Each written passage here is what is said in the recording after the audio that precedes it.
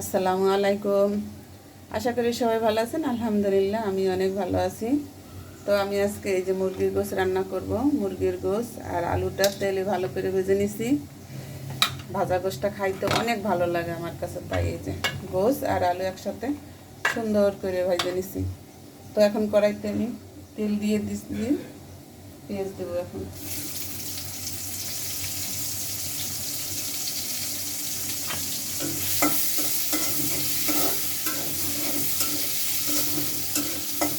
সাথে আর একটু সরিষার তেল দিয়ে দিব।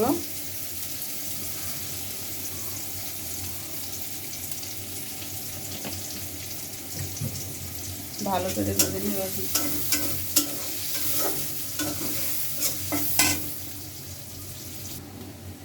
পেঁয়াজ ভাজা হয়ে গেছে। এখন আমি সব মশলা এই যে রেডি করে নিছি। এগুলো সব বাটা মশলা। আদা আদা রসুন, ধনিয়া বাটা, কাঁচামরিচ বাটা, শুকনো মরিচ বাটা, হলুদ বাটা, লবণ, সব মশলা আমি বাইটে নিছি। বাটা মশলার তরকারিটা আসলে খুবই স্বাদ লাগে। আমরা তো এখন অনেক শৌখিন হয়ে গেছি, তাই গুঁড়া মশলা খাই।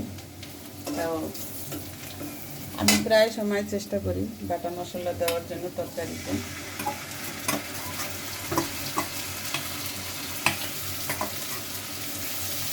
বাটা মশলাটা আমার অনেক পছন্দের।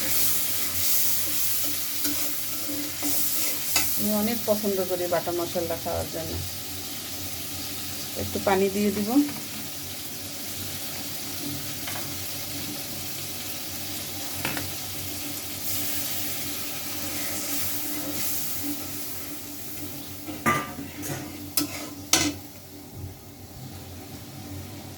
এখানে দিব গুঁড়া মশলা, গরম মশলা সব গুঁড়া করা, গরম মশলা, তেজপাতা সব গুঁড়া করা। এখানে দারচিনি, এলাচ, লং এগুলো সব একসাথে মিক্স করে গুঁড়ো করছিলাম। তো আমার রান্না পর্যন্ত আপনারা সাথে থাকবেন। মশলাটা কষানো হয়ে গেছে, এখন দিয়ে দিব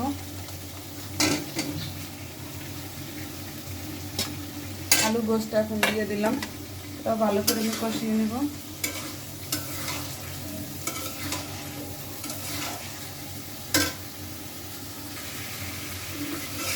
কষানো হয়ে গেছে, জলটা দিয়ে দিই এখন। গরম পানি ঝোল।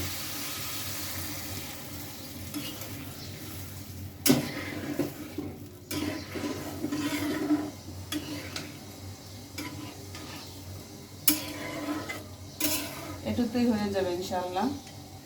বেশি জল দিব না, কষা কষা হবে তো, তাই বেশি জল দিব না, অল্প জল দিব। তো আজকে এই পর্যন্তই। রান্নাটা কার কার পছন্দ হয়েছে কমেন্টে আমাকে জানাবেন। ইনশাআল্লাহ সবাই দুপুরে দাওয়াত রইল। তো ভালো থাকবেন। আল্লাহ হাফেজ।